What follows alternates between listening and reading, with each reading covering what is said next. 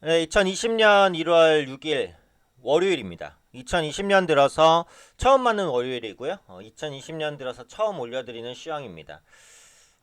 한 주를 좀 힘차게 열었으면 좋겠는데 조금 아쉽게도 이제 지난주에 그 이란발 지정학적 리스크가 부각이 됐어요. 그래서 미군이 이란의 총사령관을 사살했다라는 소식에 이란이 보복하겠다 라고 밝히면서 불확실성이 커지는 그런 모습들 나타나고 있습니다. 그래서 오늘 지수 좀 부진한데 일단 주간에 살펴볼 이슈들 한번 좀 특징적으로 체크를 해보면서 한번 진행을 하도록 하겠습니다. 우선 미증시 한번 볼게요. 네, 미국 증시 지난주에 약간 흔들렸어요. 다우 0.8%, 나스닥도 0.8, S&P 500 0.7 정도 소폭 조정을 받았는데 이란발 지정학적 리스크입니다. 근데 사실은 이제 미국이 지정학적 리스크가 와도 이거밖에 조정이 안 나와요. 진짜 이런 거 보면은 불공평하죠.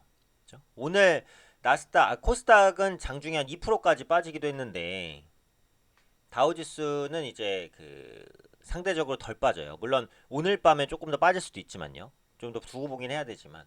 근데 보시면은 그 미국과 이란의 직접적인 갈등 가능성인 거잖아요. 그럼 당사국은 사실 미국인데 뭐 한국이 이란 공격한다고 한 것도 아니잖아요. 근데 국내 증시가 더 많이 빠져요. 그래서 이런 부분들이 국내 시장에 어떻게 보면 좀 취약성 이런 부분들을 반영한다라고 보셔야 되겠습니다. 특히 이제 이란의 최고 지도자가 말씀드린 대로 보복을 하겠다는 언급을 하면서 투자 심리가 조금 악화가 됐어요. 또 미증시가 고점 부담을 좀 느끼고 있었죠. 사실 그동안 워낙에 많이 올랐으니까 차익 실현에 대한 빌미를 좀 제공해주는 이벤트가 되기는 했어요. 그래서 이번 주 초에는 미국 증시도 좀 부진하지 않을까라고 생각을 합니다.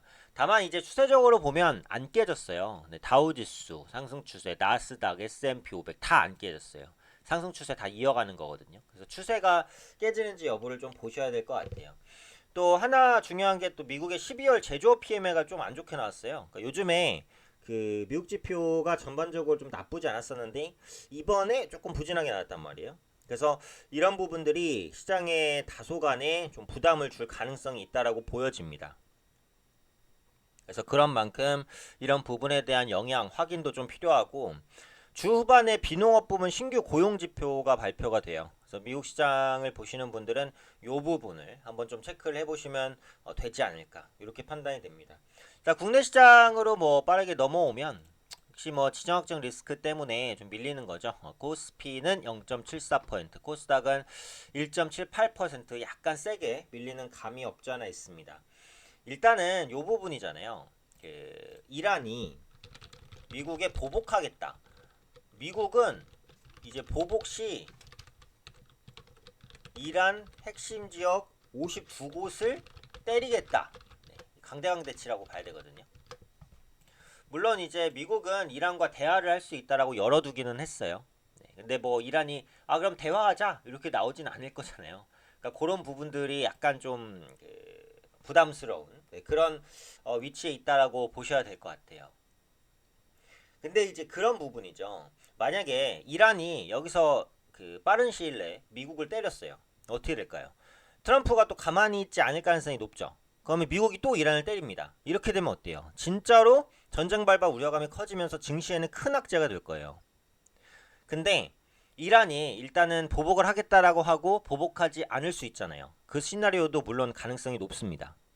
근데 그 경우에 이란이 아 우리는 보복하겠다고 했지만 미국의 보복은 안 할 거야. 됐어 여기까지 할게. 이렇게 말할 가능성은 없어요.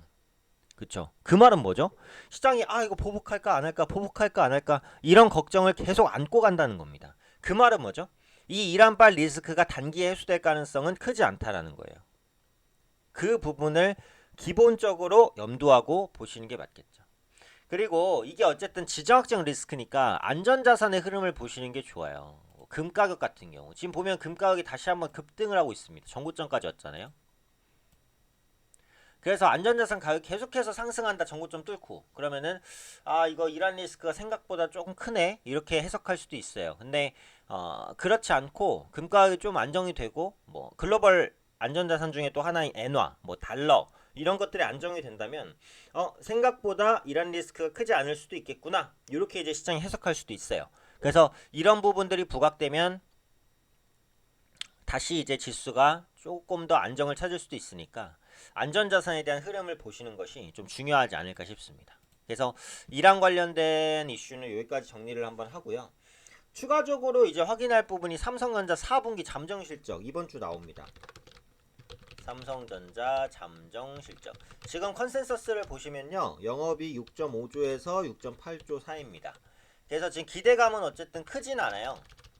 기대감이 크지는 않기 때문에 요 그 기대치 정도만 만족을 시켜준다면 시장은 불확실성 해소로 작용할 것이다. 근데 6.5조 원 아래로 발표되면은 조금 부담스러울 수는 있겠죠. 삼성전자의 4분기 잠정 실적이 얼마가 나오는지 요걸 보셔야 되겠고요.